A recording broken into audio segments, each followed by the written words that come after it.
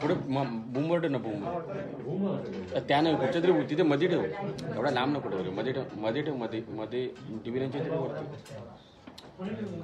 ते वर ते आहे ना बारकं, ते वर ठेव, तिकडे खाली पडले ते माहीत आहे.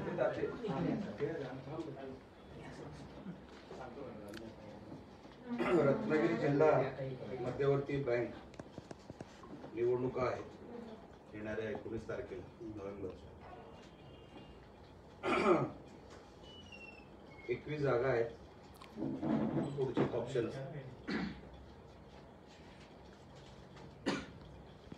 सोरगे साहेबांच्या अध्यक्षतेखाली एक पॅनल काही दिवसापूर्वी जाहीर झालं, सहकार पॅनल. सर्व पक्षातल्या लोकांना कुठे 2 सीट, कुठे 3 सीट, कोणाला 6, अशा सगळ्या अनुषंगाने ते वाटप झालं. मी माझी एक स्टेटमेंट तेव्हाही काढली होती की भारतीय जनता पक्षाला ज्या 2 सीट मिळाल्या त्या मला मान्य नाही. आता का मान्य नाही? कारण का ते त्यांचं इंटरनल असेल कदाचित. आमचे पटवर्धन साहेब साधे आहेत आणि म्हणून त्या साधेपणाचा त्यांनी फायदा घेऊन की तुम्ही 2च सीट घ्या असं करून ते पॅनल बसवायचा प्रयत्न केला आणि झाला देखील. मी तेव्हाही सांगितलं होतं की जर ह्या पॅनलच्या विरोधात उमेदवार उभे राहिले तर त्यात कोणी आश्चर्य वाटून घेऊ नये. त्याचं कारण असं होतं कारण का मी इतक्या वर्षापासून काही सहकार क्षेत्रातल्या अनेक लोकांशी मी संपर्कात आहे. त्यांना सहकारामध्ये काम करायची इच्छा आहे, पण 15-15 वर्ष, वर्षोनवर्ष तेच संचालक ते त्या पदावर पात्र आहेत की नाही माहित नाही. कुठल्या निकषामध्ये ते बसतात फक्त ह्यांच्या जवळ आहेत म्हणून. सहकार क्षेत्रामध्ये त्यांचं काय आहे का, तर तशी पात्रता कुठे शोधून सापडली नाही. सगळ्यांबद्दलच नाही, पण बहुतेक त्यांच्या त्या पॅनलमध्ये. जर अमुकच एका व्यक्तीमुळे हे पॅनल उभं राहणार असेल किंवा काही ठराविक गोष्टींमुळे हे पॅनल उभं राहणार असेल आणि रत्नागिरी जिल्ह्याला त्याचा फायदाच दिसणार नसेल, तर जेव्हा जेव्हा रत्नागिरी जिल्ह्यावर अन्याय होईल तिथे निलेश राणे यांच्या आडवा जाणारच. मग ते समोर कोणी असला तरी मी कधी परवा केली नाही. बोलता बोलता सोरगे साहेबांनी त्या पत्रकार परिषदेमध्ये एक वाक्यही वापरलं की मला खटकलं. ते म्हटले असे बोलता बोलता, ते सिनियर माणूस आहेत, आदर राखून बोलतो, की जर यांच्या विरोधात, सहकार पॅनलच्या विरोधात जर कोणी उमेदवारी भरली आणि तो ज्या पक्षात असेल त्या पक्षातून त्याची हकालपट्टी करू. अरे वा, म्हणजे सर्व पक्षांनी तुम्हाला अध्यक्ष केलाय की काय हकालपट्टी करण्यासाठी? ही घमेंड कुठून आली सोरगे साहेब? आणि जर हा स्वभाव असेल की मीच अध्यक्ष होणार, ही घमेंड जर असेल, तर विचार करा सामान्य शेतकरी त्या जिल्हा बँकेमध्ये कसा जात असेल, काय मिळत असेल त्याला. तांत्रिक अडचणी त्यांना सांगण्यात येतात. गरीब शेतकरी तिकडे जाऊ शकत नाही. मी तुम्हाला उदाहरण सांगतो. आपल्या जवळपास रत्नागिरी जिल्ह्याचं सगळी साधारण बघितली ते 2,500-3,000 कोटीची बँक आहे. त्याच्यामध्ये लोन, रिझर्व ह्या सगळ्या गोष्टी काहीतरी 1,500 कोटी, 1,550 कोटीच्या जवळपास. शाखा आहेत एवढ्याच आहेत. तुम्ही आजही वेबसाईटवर जा, तुम्हाला बँकेचा एकच ठराव दिसेल, एकच जी आहे. तो पण कधी तो सर्वसाधारण सभेचा जो काही ठराव असतो की अमुक अमुक वेळेला ही मीटिंग होणार आहे, तुम्ही उपस्थित राहावं, आणि मग 2-3 विषय दिले. एकच वेबसाईटवर मला दुसरा विषय दिसलेला नाही. एकच प्रेस नोट आहे, ते पण कोविड-19 मध्ये जी काय 50 लाख रुपये मदत केली, 25 लाख मुख्यमंत्री सहाय्यनिधीला आणि 25 लाख जिल्ह्याला आपत्ती विभागाला. ही प्रेस नोट सोडली तर दुसरी प्रेस नोट देखील नाही. माहिती कशी काढायची, कारण का जिल्हा बँक ही माहितीच्या अधिकाराच्या बाहेर आहे. मनमानी कारभार, मनाला वाटेल तसा कारभार. मला वाटेल मी ह्यालाच लोन देणार, समोरचा आला मला आवडला नाही मी नाही देणार. ह्या वागणुकीमध्ये आज जिल्हा बँक अडकलेली आहे. जो माझ्या जवळचा तोच संचालक होणार, जो माझ्या जवळचा त्यालाच कर्ज मिळणार. आम्ही राष्ट्रवादीचे तर साखर कारखान्याला सर्वात जास्त लोन जाणार. तुम्हाला आकडा सांगतो, जवळपास साखर कारखान्यांना 338 करोड रुपये दिलेले आहेत कर्ज. त्याच्यापैकी 269 कोटी रुपये येणं अजून बाकी आहे.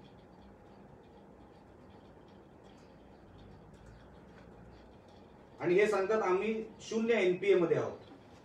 0 NPA मध्ये, मी स्वतः फायनान्सचा स्टुडंट आहे. 0 NPA जिथे होतं तिथे मला, माझ्यासारख्या विद्यार्थ्याला मला डाऊट होतो. म्हणजे तुम्ही फक्त मोठ्या कारखानदारांनाच फक्त कर्ज दिलेलं आहे, छोटा शेतकरी त्या ह्याच्यामध्ये बसत नाही, आणि म्हणून तुमचं 0% NPA आलेलं आहे. कारण का तुम्ही छोट्या शेतकऱ्याला तुम्ही दखल देखील त्याची घेतलेली नाही. तुम्ही तालुक्यामध्ये कुठला शेतकरी समाधानी आहे मला दाखवा. चक्रीवादळ आलं, परतीचा पाऊस आला कोकणावर, रत्नागिरी जिल्ह्याचं म्हणतो मी, अनेक संकट आली, जिल्हा बँक कुठे दिसली नाही. कोणासाठी आहे ती? रत्नागिरी डिस्ट्रिक्ट कोऑपरेटिव्ह बँक आहे की चोरगे डेव्हलपमेंट कोऑपरेटिव्ह बँक आहे?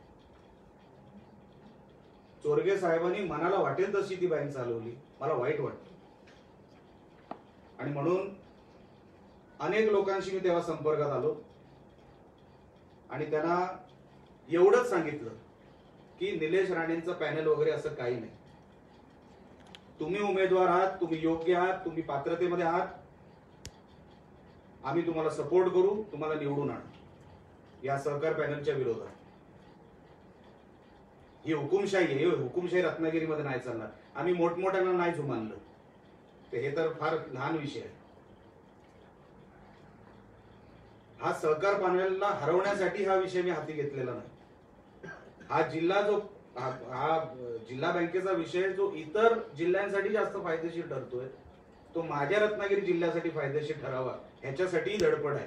माझं वैयक्तिक, मी कुठे संचालक म्हणून जाणार नाही आयुष्यात, मला कधी चेअरमॅन व्हायचं नाही, पण मी अंकुश ठेवणार. कोणालाही रत्नागिरीचा पैसा स्वतःचा माल असल्यासारखा वाटता कामा नये. सहज ते असे बोलले की बिनविरोधच होणार. कशाला? विकत घेतलाय का रत्नागिरी जिल्हा? असू कमी आम्ही, पण कोणासमोर गुडघे नाही टेकले. आणि या निवडणुकीला आज चोरगे साहेबांचा स्वभाव, जशी बँक हाताळली गेली, कर्मचारी त्रस्त आहेत. अनेक संस्था ज्यांना मतदानाच्या अधिकारापासून लांब ठेवण्यात आलं, एवढंच कारण की हे आपले मतदार वाटत नाही म्हणून लांब ठेवण्यात आलं. अपात्र, आणि म्हणून ते ना मतदारांच्या यादीत नाही. हे काय मनमानी नाही? काय चाललंय? अहो, मतदार कमी करण्यात आले कारण का हा आपला मतदार वाटत नाही. एवढी गमेंट? आणि म्हणून नाईलाजाने आम्हाला या निवडणुकीमध्ये उतरावं लागलं. योग्य उमेदवार, आता 2 दिवस फॉर्म भरायचे अजून शिल्लक आहे. 25 तारखेला छाननी होणार. ती झाल्यानंतर एकंदरीत सगळं चित्र आपल्या समोर येईलच. आमचे अनेक सहकारी ह्या निवडणुकीमध्ये उतरणार आहेत, जे योग्य असतील. निलेश राणेला नेता नाही मानला तरी चालेल, पण जे वर्षानुवर्ष पारंपरिक जिल्हा बँकेला आपली घरची बँक समजत आहे, ती हाणून पाडायची आता वेळ आलेली आहे. आणि म्हणून आमच्यासारखी ही सगळी मंडळी, पक्ष वगैरे नाही, कारण का त्यांनी तर सर्व पक्षीय केलं, पण योग्यतेनुसार हा योग्य वाटतोय, हा कधी बँक स्वतःसाठी वापरणार नाही, अशा माणसाच्या उभे राहण्याचं काम आम्ही करू. आणि उमेदवार सहकार पॅनलच्या समोर निवडून आणू, पैकीच्या पैकी एवढी तयारी आहे. आणि शेवटचं फक्त संपवण्यापूर्वी एवढंच म्हणतो, चोरगे साहेबांसमोर जे उमेदवार असतील ते 100% निवडून येतील, ही आज मला खात्री आहे. कारण का एवढं मोठं अंडरकरंट आताच्या संचालक बॉडीच्या विरोधात झालेलं आहे. दखलच द्यायची नाही, कधी जायचंच नाही, विचारायचंच नाही. आमचाच माल जिल्हा बँक म्हणजे. कर्मचारी वैतागलेत. मी तुम्हाला सांगतो, उद्या जर हे सहकार पॅनल पडेल, जेव्हा पडेल ते पडणारच आहे, तर मिरवणूक हे आतमधले कर्मचारीच काढतील जिल्हा या पॅनलच्या विरोधात, चोरगेंच्या पॅनलच्या विरोधात. अशी परिस्थिती आहे. आणि म्हणून हा सगळा अभ्यास केल्यानंतर मी आपल्या समोर बसलेलो आहे. आमचे सगळे उमेदवार ज्यांना ज्यांना आम्ही पाठिंबा देतोय ते विजयी होतील याची मला मनामध्ये खात्री आहे. आपल्याला ह्यावर आणि इतर कुठल्याही विषयावर विचारायचं असेल तर आपण विचारू शकतो. दीपक पटवर्धनने आपले 2 उमेदवार जे सर मान्य केले ते भाजप बरोबर चर्चा करून केले की त्यांनी तो वैयक्तिक निर्णय घेतलाय? ते जिल्हाध्यक्ष आहेत, ते परस्पर निर्णय घेऊ शकतात. अच्छा, निवडणुकीच्या साठी म्हणून जे पार्लमेंटरी बोर्ड आहे त्याच्यापुढे हा विषय गेला होता का? आमच्या माहितीप्रमाणे अशा प्रकारची कोणतीही चर्चा जिल्हा पातळीवर किंवा तालुका पातळीवरती झालेली नाही. असं असताना डायरेक्ट एकदम 2 उमेदवार आम्ही स्वीकारतो असतात ना. जिल्हा अध्यक्षांकडे काही अधिकार असतात डायरेक्ट घेण्यासाठी. जिल्हा बँकेसारखा महत्वाचा विषय आहे, महत्वाची निवडणूक आहे, छोटी काय संस्थेची ती कुठेतरी बरोबर आहे ना. म्हणून मी तुम्हाला काय असं बोललो, असतं ना, आता- सुरुवातीलाच आपल्याला मी जे सांगितलं मला हे मान्य नाही. मी काय मान्य केलं आहे का? नाही, म्हणून तर मैदानात उतरलो. पटवर्धन साहेब साधे आहे, त्यांना सांगितलं आपण हे सगळं करू, कोण आपल्याला काय डिस्टर्ब करणार नाही. चोरगे साहेबांना काय पाहिजे असतं, बिनविरोध झाली पाहिजे. ते मैदानात उतरले की घाबरतात. पण एवढे पटवर्धन पण दोषीच आहेत ना, कारण पक्षाशी न बोलता किंवा अजून इच्छुक असतील कोणी पक्षाचे लोक, 20 वर्षाचे संचालक आहेत. मी म्हणून आपल्याला म्हटलं, त्यांनी जो डिसिजन घेतला एक जिल्हाध्यक्ष म्हणून ते घेऊ शकतात. त्यांना प्रोटोकॉल ह्या विषयामध्ये तरी कसलाच प्रोटोकॉल नाही. आता आपण सर्वच्या सर्व उमेदवार उभे करून मुकाबला करणार. 100% तेच तर बोललो. काय असेल तुमची रणनीती? याच विषय आता आपण बोलू. सगळ्या मतदारांपर्यंत पोहोचणं. जिल्हा बँक ही खरोखर रत्नागिरीच्या विकासासाठी ती वापरण्यात यावी, त्याची जे काय पुढची वाटचाल असावी ती रत्नागिरीच्या दिशेने असावी, साखर कारखान्याच्या दिशेने नाही, किंवा ठराविक कुटुंबाच्या किंवा ठराविक एका माझ्या मित्रमंडळीच्या मर्यादेत राहता कामा नाही जिल्हा बँक. कारण का आम्ही सिंधुदुर्ग जिल्हा बँक चालवलेली आहे, आम्हाला माहिती आहे जिल्हा बँक काय करू शकते, किती योजना असतात शेतकऱ्यांच्या, किती दूध संघासाठी, महिलांसाठी, अहो किती योजना आहेत. अहो आम्ही जिल्हा बँकेचा संदर्भ पण कुठे ऐकत नाही रत्नागिरीच्या. जवळपास 16 जे काय आज संचालक बोर्ड आज जे आहेत ना, ज्यांना तिकीट दिली आहेत या सहकार पॅनल मध्ये, ते वर्षानुवर्ष तेच आहेत. मग त्यांना जाब विचारायला नको की तुम्ही केलं काय इतके वर्ष? काय मनमानी चालली आहे काय? पश्चिम महाराष्ट्राचे 338 कोटी रुपये आपण म्हणाले साखर कारखान्यात दिले, पण रत्नागिरीला अनेक छोटे छोटे उद्योग असतील त्या लोकांना बरोबरच त्यांनी लोन दिलंय. कुठेच तसं मी तुम्हाला सांगतो, माहितीच्या अधिकाराखाली जिल्हा बँक येत नाही. तुम्ही माहितीच्या अधिकाराखाली अनेक लोकांनी आरटीआय टाकलेले आहेत, 2-2 महिने त्यांना उत्तर नाही. कदाचित ते त्या चौकटीतच येत नाही, म्हणून त्यांना उत्तर देणं बांधील नाही. पण रत्नागिरी ह्या जिल्ह्याला कारखान्यानं सुद्धा लोन दिलेला आकडा जो असेल तो फार कमी आहे, नगण्य आहे. कमी म्हणण्यापेक्षा नगण्य आहे. त्याच्यापेक्षा परजिल्ह्यातल्या कारखान्यांना, मोठ्या कारखान्यांना वारेमाप कर्ज दिलेलं आहे. त्याची परतफेड होते की नाही, ते कुठपर्यंत आलं आहे, त्याच्या समोर मॉर्गेज काय ठेवलं आहे, अजूनपर्यंत वसुलीचं कुठलंच हे आलेलं नाही. आम्ही बँक चालवलेली म्हणून आम्हाला माहिती आहे. एनपीए 0% दाखवणं म्हणजे कर्जच नाही असं होत नाही. कर्ज दिलेलं दाखवत आहे, लक्षात आलं ना. आणि म्हणून ज्या संस्था ज्यांना अपात्र ठरवलं त्यांनी बुडवलेलं नाही कर्ज, ते रुटीन मध्ये आहेत, त्यांचं कर्ज बुडीत नाही तरी त्यांना अपात्र दाखवलं. म्हणजे असे किती खरोखरच अपात्र असतील ते एनपीए मध्ये आलेच नसतील, तुम्हाला कसं कळणार? आपल्याला लक्षात आलं. आम्ही बँकेचे व्यवहार करतो, मी स्वतः फायनान्सचा स्टुडंट आहे, माझे तुमचे संबंध चांगले आहेत साहेब. मी एनपीए थांबवतो, तुम्ही 6 महिन्यांनी द्या, पण द्या. पण तुम्ही नाही आलात एनपीएच्या यादीमध्ये. अशी 0% झाली एनपीएची यादी. चोरगेंचीच मित्रमंडळ, राष्ट्रवादीचे नेते जे सांगणार राज्य सहकारी बँक, अहो जरंडेश्वर कारखान्याला पैसे दिलेले आहेत 8,75,00,000. ईडीची नोटीस आली. चोरगे साहेब काय बोलले की नाही त्यांचे हप्ते चालू आहेत. अहो तो ब्लॅक मनी आहे. जरंडेश्वर कारखान्याला तुम्ही एका प्रायव्हेट लिमिटेड कंपनीला कर्ज दिलेलं आहे, हे स्वतः चोरगे साहेब मान्य करतायत. सहकारी कारखाना लोन कोणाला दिलंय? प्रायव्हेट लिमिटेड कंपनीला, जरंडेश्वर प्रायव्हेट लिमिटेड कंपनी, ज्याचा उल्लेख किरीट सोमय्यांनी केलाय. जर सहकारी कारखाना आहे मग रत्नागिरीने प्रायव्हेट लिमिटेड कंपनीला कर्ज काय दिलं? कारण का वरती अजित पवार आहेत. अजित पवार म्हणणार तसं खाली कर्ज वाटप होणार. आणि हेच होत चाललंय. माहितीच्या अधिकारामध्ये जिल्हा बँक येत नाही म्हणून मला मनाला वाटेल त्याला मी कर्ज देतोय. हा फार मोठा विषय आहे हो. 2,500 कोटीची तुमची बँक, त्याचे 10% वार्षिक तुम्हाला मिळतात का जिल्हा बँकेला? अहो नोकरी भरती, नोकर भरती जी निघते ना, त्या भरतीच्या वेळेला 5 लाखाचा रेट चालू होता कॅन्डिडेटचा. पर कॅन्डिडेट 5 लाख रुपये शिपायाला. ही अवस्था आहे जिल्हा बँकेची. घरं चालवतायत, तुंबड्या भरतायत स्वतःची. आता ह्या आपल्या निवडणुकीमध्ये सगळे मुद्दे प्रचाराचे असतील. 100% घेणार. आता छाननी होऊ दे 25 तारखेला. उमेदवार भाजपचे असणार का कसं? जो योग्य असेल तो आमचा उमेदवार असेल. तर त्याची यादी जाहीर करणार ना. आता एकदा छाननी झाली की मी बसणारच ना तुमच्यासोबत. पॅनल म्हणून साहेब असं पॅनल म्हणून करणार की कसं?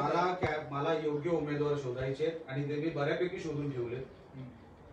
तुम्हाला चांगले उमेदवार जिल्हा बँकेला मी देणार. त्याला काही नाव आता एखादं सरकार पॅनल तसं वगैरे आपण आमदार शेखर निकम हे आमदार असून आरडीसी बँकेच्या संचालकपदी बिनविरोध इच्छुक आहेत. आमदार असून संचालक होणं योग्य आहे की दुसऱ्या लोकांना संधी देणं योग्य आहे? आता ते उभे राहणार आहेत की नाही मला माहित नाही, पण राहणार असतील तर बघूया. राष्ट्रवादीमध्ये चिपळूणमध्ये याच वरून घुसफूस चालू आपल्याला हे केलं. म्हणजे राष्ट्रवादीशी क्या मला निकम साहेबांबद्दल माहित नाही, पण चोरगे साहेबांबद्दल 100% असंतोष आहे. जसं मी सांगितलं, नुसतं नेते नाहीत किंवा मतदार नाहीत, कर्मचारी पण नाराज आहेत बँकेची. हे मी सांगत नाहीये, तुम्ही कधीही तुमचा अभ्यास करू शकता, याच्यावर रिसर्च करू शकता. म्हणून मला खात्री आहे हे सहकार पॅनल पाडणार. त्यांनी जो विरोध केलेला आहे त्यांना तुम्ही संपर्क साधणार का? मी सगळ्यांच्या संपर्कात. मी टॅक्स पुढे करणार. सर 2 वर्षापूर्वी जिल्हा बँकेत भ्रष्टाचार झाला. बँक मॅनेजर चौगुलेंनी 2 कोटीचा भ्रष्टाचार केला. पोलीस स्टेशनला नोंद आहे, पण 2 वर्ष झाली तरी पोलीस जबाब घेत आहेत.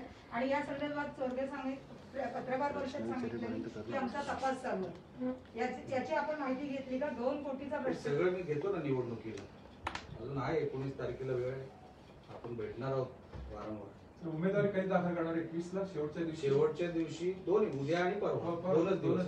परवा दाखल करणार का? उद्या आणि परवा. आता नाव देताय का? ते कुठे जातील तुमच्याकडून मला काय त्याचा फरक पडत नाही, पण मला योग्य उमेदवार 21 उमेदवारांना तुम्ही आपण व्यवस्थित ठिकाणी म्हणजे अज्ञातस्थळी नेऊन असं काही नाही. त्याची गरजच पडणार नाही. मी इथे बसलो ना तरी कोणाची हिंमत नाही. लक्षात ठेवा, आपल्या वाकड्यात कोण जात नाही. आणि रत्नागिरीमध्ये इतिहास आहे माझा, तुम्ही कोणालाही विचारून घ्या. म्हणून माझ्या भानगडीत तसे कोण पडत नाही.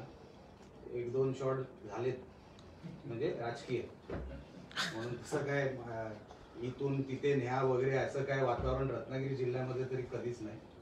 आणि जे मैदानात उतरतील ते उद्या जे आता सहकार पॅनल मधले आहेत त्यांना कुठेतरी अज्ञास्थळी ठेवायची परिस्थिती होईल, आमच्या उमेदवारांना नाही. आपण मैदानात उतरल्यामुळे चुरस वाढणार असं आता समजायचं का जोरदार? आता तुम्ही समजायचं. तुम्ही आता एंट्री घेतली ना त्याच्यामध्ये. एंट्री म्हणजे मला एवढा मोठा जो भ्रष्टाचार गैरव्यवहार जो काय चाललाय तो थांबवायला पाहिजे. रत्नागिरी जिल्ह्याला पैशाची कर्जाची गरज आहे ना. गरीब शेतकऱ्यांना गरज आहे. गरीब शेतकरी मरतोय. आपला शेतकरी काय घाटावरच्या शेतकऱ्यासारखा नाहीये. हा बिचारा कर्ज घ्यायला घाबरतो. अशा परिस्थितीमध्ये तुम्ही हडतूड काढणार शेतकऱ्याला कारण का तो गरीब आहे आणि कोणतरी वरती मंत्री बसलाय तो तुम्हाला सांगणार त्यालाच कर्ज दे, तिकडे मुजरा करणार आणि आमच्या शेतकऱ्याला हडतूड करणार. ही प्रवृत्ती नष्ट झाली पाहिजे या बँकेत. आता आपण बाहेर पडल्यामुळे पटवर्धन साहेब तुमच्याकडे येतील का ते तिकडेच राहतील? माझा पटवर्धन साहेबांचा हा काय वैयक्तिक विषय नाही. माझा विषय हा सरकार पॅनल या विषयाचा मी पाठलाग करतो. पटवर्धन साहेब त्याच्यामध्ये घटक आहेत असतील. आपण जरा विनंती करणार काय की तुम्ही आमच्यामध्ये या? कळेल ना तुम्हाला. अजूनपर्यंत काय नक्की नाही त्यांच्या विरोधात करायचं काय. कारण तुमचे भाजपचे दोन असे अमजद बोरकर आणि दीपक पटवर्धन मी पॅनलच्या विरोधात जे पॅनलच्या विरोधात करीन ते करीन. ते कुठल्याही पक्षाच्या विरोधात नाही. म्हणजे 21 ऐकून घ्या. मी बोललो सुरुवातीलाच मी सगळे उमेदवार उभे करणार. दुसरी गोष्ट कोणाच्या समोर उभा आहे तो व्यक्ती कुठल्या पक्षात आहे हे बघून मी उभे करणार नाही. माझं नाव निलेश राणे आपल्याला चांगलं माहिती आहे. मी काही गाळून बोलत नाही. जे करणार ते करणार आणि उद्या चांगला उमेदवार भेटला 21च्या 21 जागेवर उभे करणार. पण चांगले उमेदवार भेटले पाहिजे एवढंच माझं म्हणणं आहे. आणि ते जवळपास 17-18 पर्यंत आकडा आलाय. तर पुढे बघू. पण सहकार पॅनलने अगोदरच ठराव मंजूर करून आपल्याकडे घेतलेले आहेत. अशा वेळी ठरावाचा तुम्हाला प्रक्रिया समजून घ्यावी लागेल. हे मतदान होणार. मतदानाच्या वेळेला जो उमेदवार जास्त मतं घेईल तो विजयी. ठरावाचा विषय अगोदर असतो नंतर नाही. किती अपात्र केलेत मतदार? नाही त्याचा आकडा अजून पण नाही कारण का त्यांचे रिप्लायच येत नाहीत अजून. माझ्याकडे राजापूरचा एक मिनिट राजापूरचा एक संस्था चालक माझ्याकडे आला होता तुमचं हे व्हायच्या अगोदर की आम्ही साहेब मला अपात्र करून टाकलं. मी किती 2.5 वर्ष 2 वर्ष किती रे 2.5 वर्ष 20 वर्ष या बँकेकडे माझं कर्ज एकदाही मी हप्ते चुकवलेले नाही. तरी मला अपात्र केलं. त्या संस्थेचं नाव मी तुम्हाला देतो पाहिजे. त्याला अपात्र का केलं हे त्यालाच माहित नाही. फक्त त्यांच्या विरोधातला वाटला म्हणून त्याला अपात्र केलं. ऑब्जेक्शन घ्यायला उशीर झाला. आता काय असतं अशा वेळेला जागेवर ऑब्जेक्शन घ्यावं लागतं. तो बिचारा त्या प्रक्रियेमध्ये नसल्यामुळे त्यांनी जागेवर ऑब्जेक्शन घेतलं नाही. 24 तासानंतर त्याचं मान्य केलं नाही. आता छाननीच्या वेळेला ऑब्जेक्शन येऊ शकत नाही. त्याला तेव्हाच घ्यायला पाहिजे होतं. असे सगळे प्रकार करून मतदार मर्यादित ठेवले. हे माझे मतदार तिथे पण आम्ही फोडणार. तिथून पण आम्ही मतदारांना जिंकलो. कारण का मतदार यांना वैतागले. त्यांना चॉईस नव्हतं तसं. आम्ही चॉईस तयार करतो देतोय. काँग्रेसला सुद्धा हे पॅनल मान्य नाही. त्यांनी सुद्धा फक्त बोलून दाखवलं. मला काँग्रेस काय घेणार ते त्यांनी त्यांचा विचार करा. मी जसं माझी भूमिका स्पष्ट आहे तशी त्यांच्यातले एकाच तरी आहे. कोण काँग्रेसचा कोण आहे आता? अविनाश लाड. अरे वा. अविनाश लाड नव्हे सतेज पाटील बोलले की आपल्याला याचं काय माहित नाही पण मी माहिती घेईन या विषयात. ठीक आहे मला माहिती ना त्यांच्या विषयात मी पडत नाही. लांब असतो. नाराज असलेल्या सगळ्यांना आपण एकत्र करणार थोडक्यात. जे तुम्ही नाराज असाल तर तुम्हाला पण त्यांची नाराजी दूर केलं असेल. राजापूर लाईट बंद केल्यावर राजापूर झाला म्हणतो समोर पॅनल आल्यामुळे जाहिराती वाढतील म्हणतो वरतं. नाही आतापर्यंत बिनविरोध म्हणून त्यांनी जाहीरच केलं होतं कोण उभं नाही. पण आता तुम्ही आता 2 दिवसात जाहीर केलंय की होणार. त्यामुळे लोकांमध्ये उत्स्फूर्त प्रतिसाद आहे. म्हणजे ज्यांना मला वाटलं नव्हतं जिथून प्रतिसाद मिळेल अशा व्यक्ती समोरून माझ्याकडे आल्या की आता जे झालं ते बस झालं. आपल्याला आता हे सहकार पॅनल नको. चोरगे साहेबांकडे आता रत्नागिरी जिल्हा बँक सुरक्षित नाही. त्यांच्या हातातून गेली पाहिजे. हे माझं म्हणणं नाही मतदारांचं म्हणणं आहे. आणि माझ्याकडे जे उत्स्फूर्त आले जे निवडणूक प्रक्रियेमध्ये उतरणार आहेत त्यांचं हे म्हणणं आहे. 21 ला कधी बनणार 21-22 नाही 22 22 शेवटचा दिवस. 22 शेवटचा दिवस आहे. उद्याही भरणार काही आणि 22लाही भरणार. 1:30 वाजेपर्यंत 22 तारखेला भरणार. मग 1:30 वाजेपर्यंत बसून राहा. यादी कधी द्याल मग ते? विचारायचा उद्देश वेगळा आहे त्याचा. यादी कधी द्याल? यादी द्या. एकदा माझी आता काय छाननीला हे लोक परत गडबड करते. हा क वर्गातला तो ड वर्गातला 2 मिनिटं थांबा 2 मिनिटं. हा क वर्गातला तो ड वर्गातला आता अ ब क ड मध्ये ते लोक काही लोकांना बाद करायचा प्रयत्न करतात. आम्ही सगळे लॉयर आणि ते सगळी टीम आता बसवतोय, जवळपास बसलेलीच आहे. असे बाद व्हायला देणार नाही, कारण का काही नियमामध्ये ते लोक पण असेच बाद होऊ शकतात. ही आम्ही सगळी आमच्याकडे पुरा होमवर्क करून ठेवलेला आहे. म्हणून कोणी मस्ती करू नये म्हणून आम्ही 25 तारखेपर्यंत छाननी होणार, याच्यासाठी आम्ही त्याच्यानंतर यादी देऊ. सर तसंही नावं समजतील. सहकार पॅनलची सगळ्यात 21 तुम्हाला- आणि नावं नावं- ऑलरेडी जाहीर झालेली आहे. ते नावांच्या पेक्षा तुम्ही मुद्दाच इकडे तिकडे फिरवताय. सहकार पॅनलच्या समोर जे योग्य उमेदवार असतील त्यांना निवडून आणण्याचं काम मी करणार. याच्या पलीकडे आता किती फिरून फिरून परत तेच. हा दुसरा विषय. आता निवडणुका येतात, रत्नागिरी नगरपालिका असेल किंवा जिल्ह्याचे लोक, त्याकडे आपण काय विशेष लक्ष घालण्याची तयारी केली का? पक्ष देईल जबाबदारी करेल. अच्छा, रत्नागिरीमध्ये मला जबाबदारी द्यायची काही गरज नसते, मी स्वतःहून घेतो. आजपर्यंत तशीच घेतलेली आहे, काँग्रेसमध्ये असतानाही घेतलेली आहे. मला कोणी रत्नागिरीची जबाबदारी वेगळी घ्या असं सांगत पण नाही, मीच घेतो. आणि पक्षातून कोण मला थांबवत देखील नाही. वातावरण तर आहे नगरपालिकेमध्ये शिवसेनेच्या विरोधात. आता ते कसं भारतीय जनता पक्षाच्या हिताचं असेल, वळेल, याच्यासाठी आता काही गोष्टी सुरू आहेत. निवडणुकीला जसं निवडणूक जवळ येईल तसं आपल्याला दिसेल.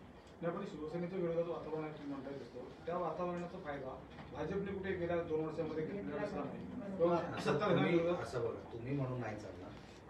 अनेक आंदोलनं भारतीय जनता पक्षाने घेतली. तुम्ही म्हणत असाल तर तुमचा बघायचा तो दृष्टिकोन असू शकतो, त्याच्यात मी काय करू शकणार नाही. पण असं नाहीये की पक्ष पोचला नाही. पक्ष जिथे पोचायचा आहे तिथे पोचलेला आहे.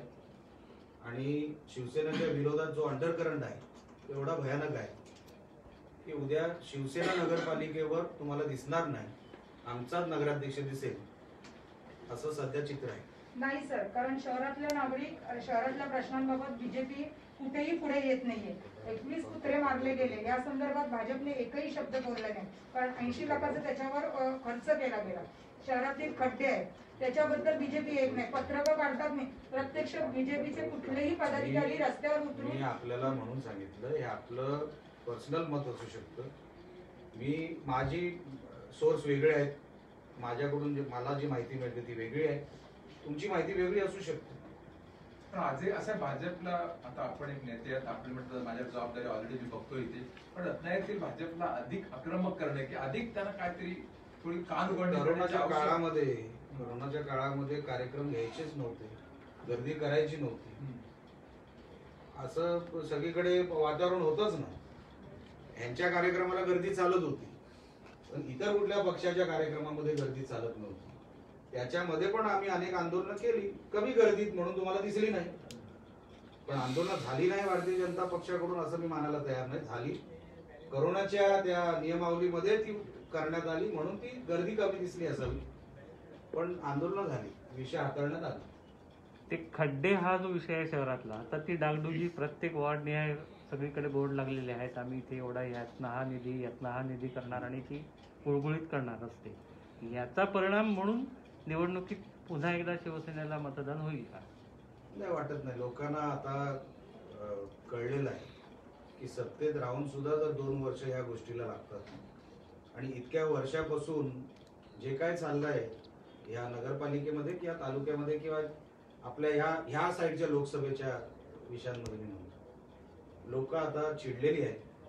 जसं मी सांगितलं की शिवसेना नको अशी एक भूमिका त्यांच्यामध्ये तयार झालेली आहे कोकणामध्ये. ते आमच्याकडे कसे वळतील त्याचं काम आम्ही करू, पण झटक्यात तुम्हाला वाटत असेल शिवसेनेसारखा कोकणामध्ये रत्नागिरीमध्ये मोठा असलेला पक्ष झटक्यात एका दिवसात नोवेर होईल असं समजण्याचं पण काही कारण नाही. पण त्याला नोवेर करण्याचं काम आमच्यासारखी लोक करत आहेत. किती वेळ लागेल, कालांतराने या येणाऱ्या प्रत्येक निवडणुकीमध्ये शिवसेना ही तुम्हाला डॅमेज झालेली दिसते. मुख्यमंत्री त्यांचा असला तरी आणि 2024 मध्ये महाराष्ट्रभर हे फक्त भारतीय जनता पक्षाचीच सरकार तुम्हाला दिसते.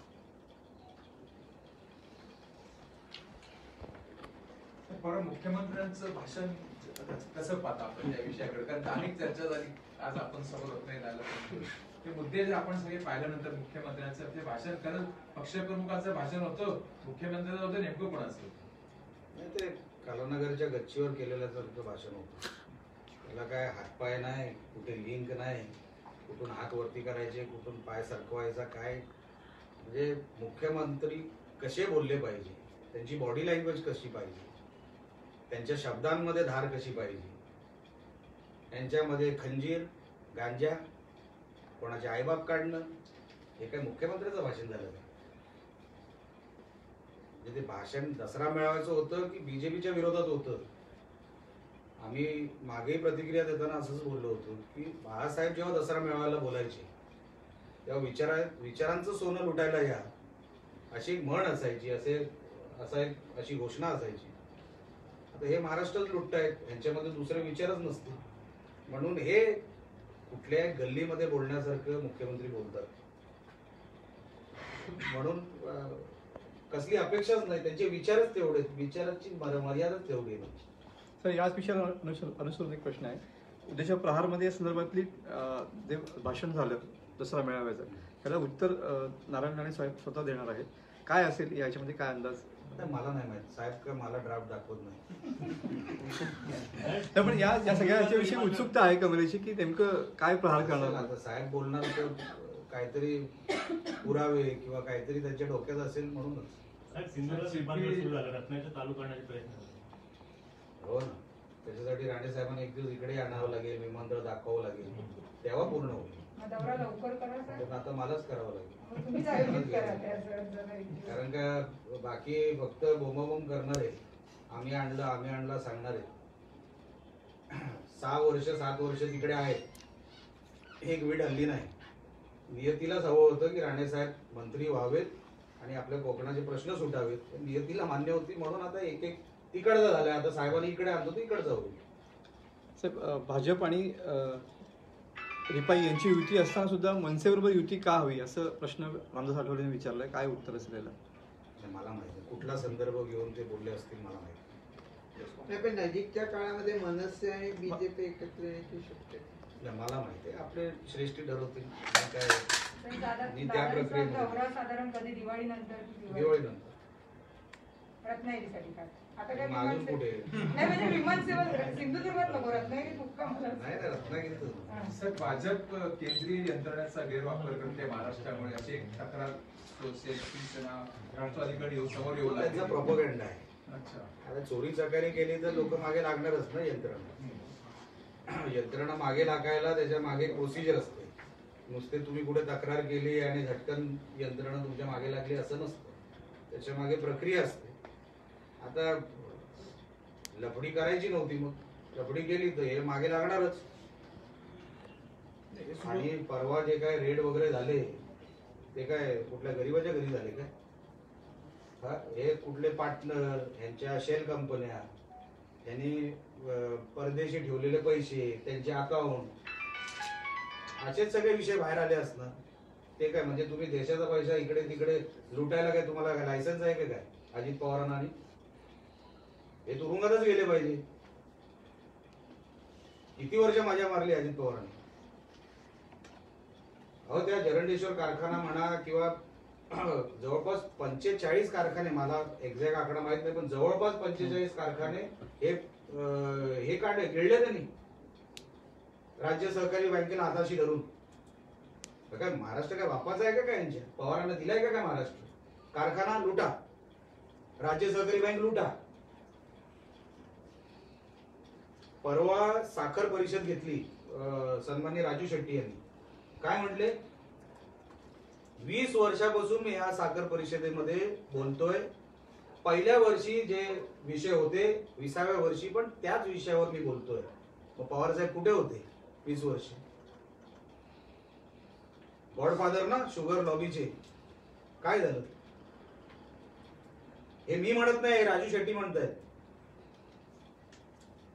म्हणजे काय महाराष्ट्र लुटायचा आणि फक्त दाखवायचा आम्ही पवार, आम्ही असं करतो? काय नाही, दम नाही कोणात.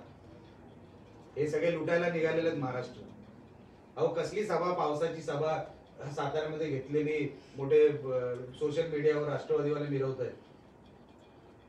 सांगली कोल्हापूरला पाऊस पडला, तुटपुंजी मदत फक्त 10,000 रुपये दिले. मुख्यमंत्री बोलले होते 25,000 किमान देणार. अजित पवार आणि मुख्यमंत्री बोलले होते.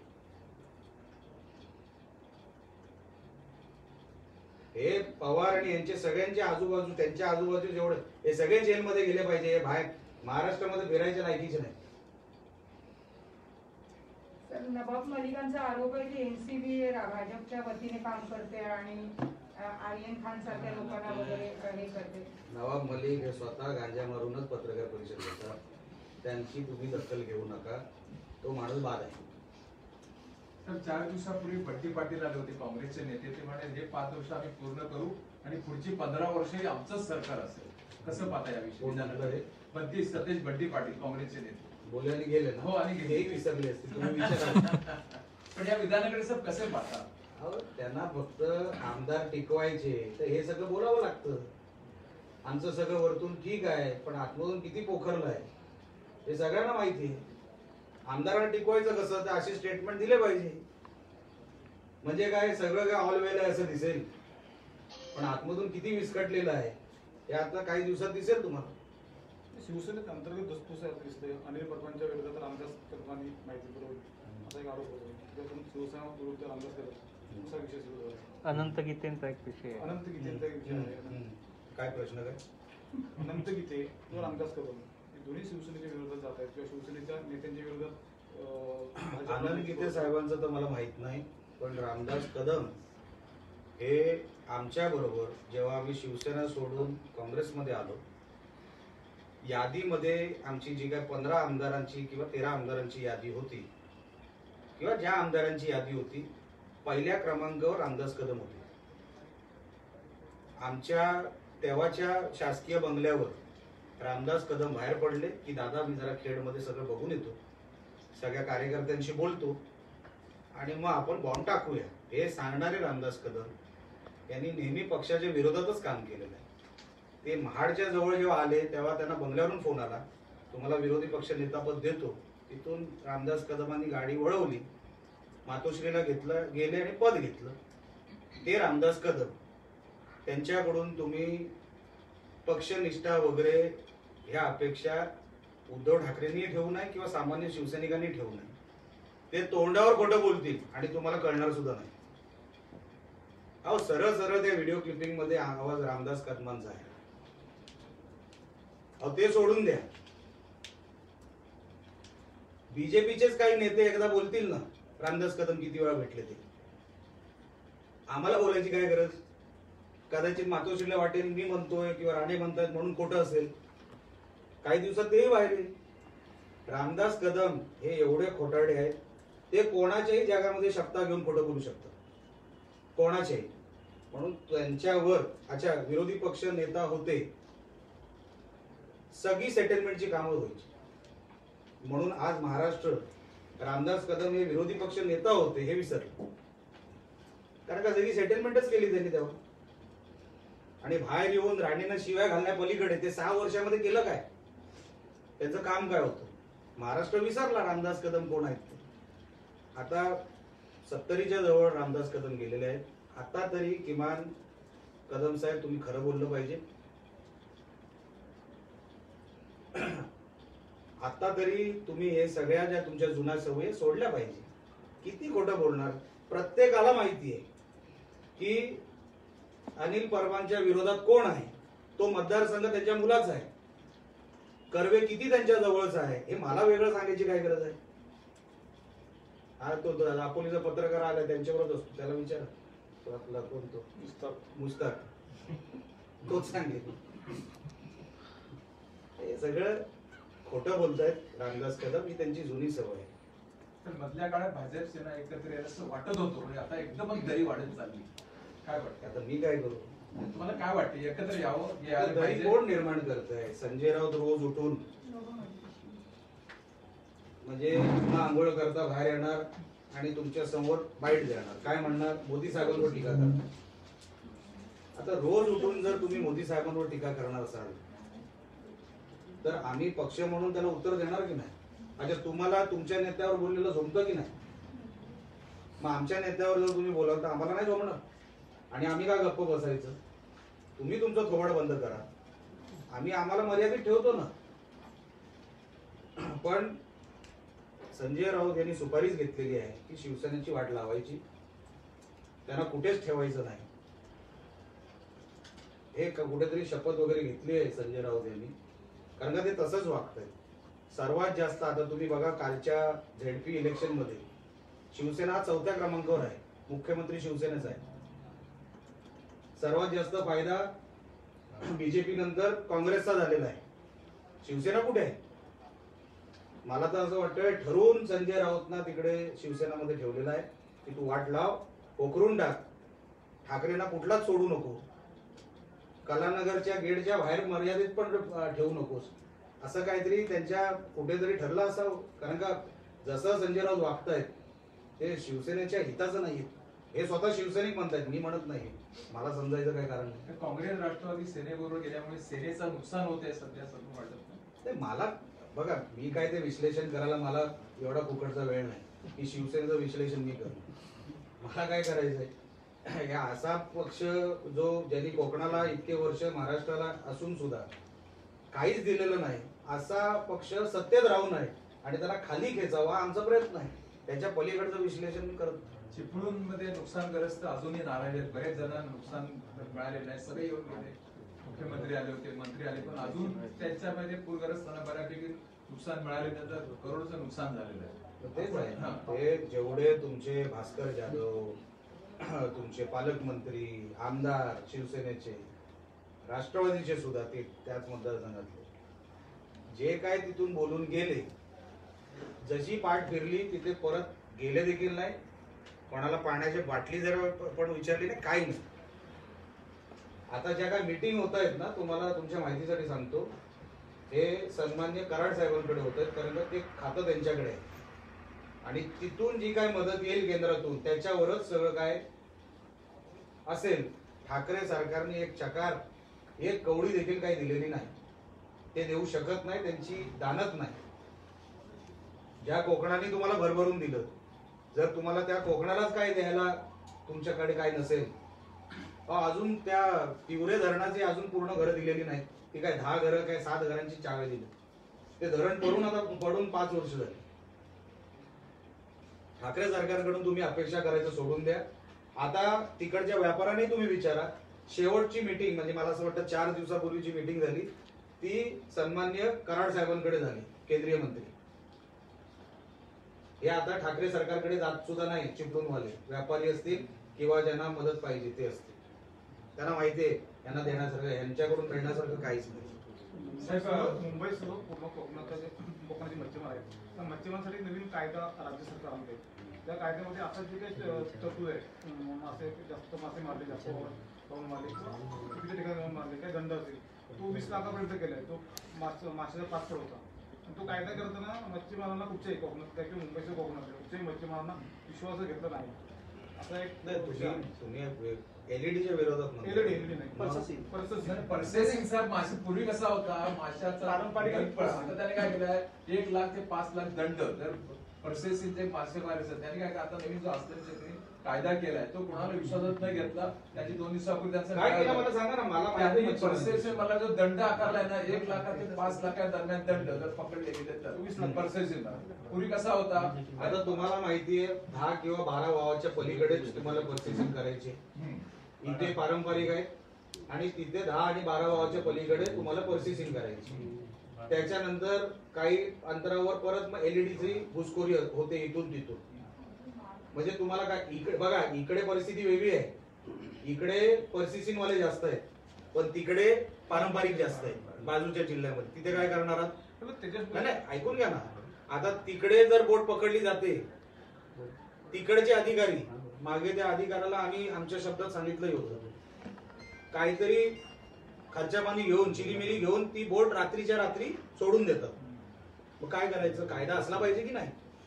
तुम्ही म्हणत असाल प्रोसेसिंगला अन्याय होतो, पण तिकडे पारंपरिकवर पण अन्याय होतो. नाही, त्याच्यातही त्यांचा मुद्दा होता, पारंपरिक मच्छीमार नेमका कोण आहे त्याची व्याख्या अजून राज्य सरकारने आहे. आता पाण्यामध्ये बाउंड्री नसते, 10 वावाच्या पलीकडे किंवा जे आपण नॉटिकल माइल म्हणतो, 12 नॉटिकल माइलच्या पलीकडे प्रोसेसिंग तुम्ही करा. हा अलिखित करार आहे आणि ह्या बाजूला पारंपरिकांनी करावा. पाळलं जातं काय काय? पारंपरिक वाले आपले प्रोसेसिंगची नेट बघितली तुम्ही, छोटी मासळी पण त्याच्यात अडकणार, मोठा मासा पण. मग पारंपरिक वाले का भीक मागणार? सांगा ना, गिल नेट वाले. सर कायदा केला तर योग्य आहे, कारण मासे पकड करताना त्यांनी छोटी छोटी पिल्लं पण त्या तुम्ही नारळी पौर्णिमेच्या आजूबाजूला आपण जाळं टाकतो, इकडे बंदच होत नाही. मग तुम्हाला काय ते ठेवायचे का नाही मासे? अंडी ठेवायचे का नाही? जागी पुरा वर्ष ते फक्त ते जीपीएस वर बघतात. आता ते काय मध्ये काय चायनीज काहीतरी ते जीपीएस आले ते पकडले गेले, ते पकडले गेले. म्हणजे काय तुम्हाला काय ठेवायचंच नाही का काय खाली? सर दुसरा एक महत्वाचा प्रश्न, दादा आमच्या आता मंत्री झाल्यामुळे कोकणवासियांच्या अपेक्षा वाढलेल्या आहेत. काय विजन आपण तयार केला आहे 2 जिल्ह्यासाठी? काय आपल्याला आता जिल्ह्याला नवीन असं? तर बेरोजगारांसाठी साहेबांनी आता तिथे प्लॅनिंग सुरू केलेली आहे. कोकणामध्ये मोठ्या प्रमाणात जी बेरोजगारी आहे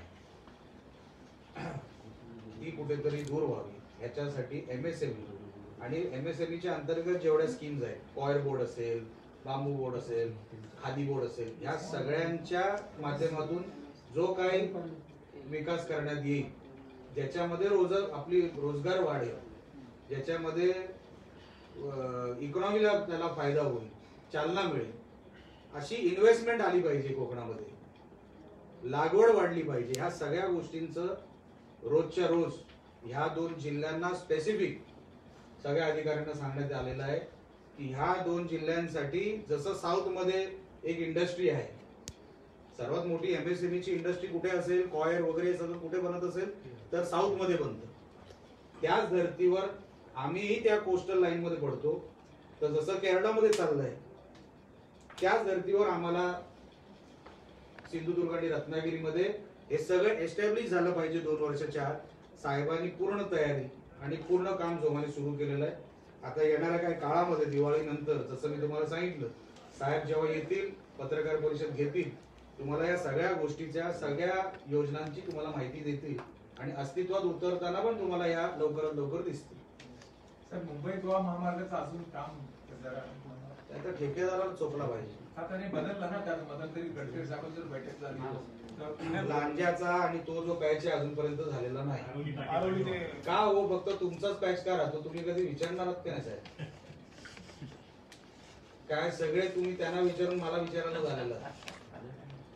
ठेकेदार कोण आहे? वाढलेला सर. अपेक्षा म्हणजे आम्ही काय करतो साहेब? आम्ही सतत लोकांमध्ये आहे, सतत लोकांमध्ये. एक दिवस पण आम्ही काय कुठे बाहेर मोबाईल बंद करून गेलेलो नाही. आम्हाला ते काय तुमचे इकडचे नेते जे काय जातात इकडे तिकडे असं काही नाही. इकडचे म्हणजे ते कोण बाहेर नाही, तर तसं आपलं काय धंदे नाही. पण तुम्हालाही लक्षात आलं पाहिजे की हे सगळं चांगली नीतिमत्ता ठेवली असती तर आज रस्ता पूर्ण झाला असता. सिंधुदुर्गातला होऊ शकतो, रत्नागिरीतला होऊ शकत नाही. माणसं तीच आहे, माती तीच आहे. मग एवढा बदल का होतो, एवढा फरक का पडतो, हे आपण विचार केला पाहिजे. आम्ही ठेकेदारांना ज्या भाषेत बोलतो तुम्ही ऐकू सुद्धा शकणार, अधिकाऱ्यांना या भाषेत बोलतो. मी तर राजापूर आणि तो पूर्ण पट्टा तो लांज्यापर्यंत ज्या अधिकाऱ्यांना कॅमेरा समोर बोललेलो आहे. आता इकडची काही मंडळी वरती जातात, मॅनेज करून खाली येतात, म्हणून तुमचा रस्ता रखडलाय. ठेकेदार किती झाले हो? 2-3 झाले. मग अजून काय म्हणजे वरतून कोणी करावं का काय? पाटली कामं झाली ना पाटली साहेब, पाटली कामं होतात, सब कॉन्ट्रॅक्ट मिळतात. पण हे काय एवढाच पॅच का राहतो साहेब? इंदापूरचा पुढचा पॅच पण झाला, आपलाच का राहतो? त्याची कारण हीच आहे की राजकीय हस्तक्षेप आहे. आणि त्याच्यामुळे तुम्हाला कॉन्ट्रॅक्ट आणि रस्त्याची क्वालिटी मिळत नाही. शुभेच्छा. मस्त तासभर झाली कॉन्फरन्स, 20-25 बातम्या मिळाल्या.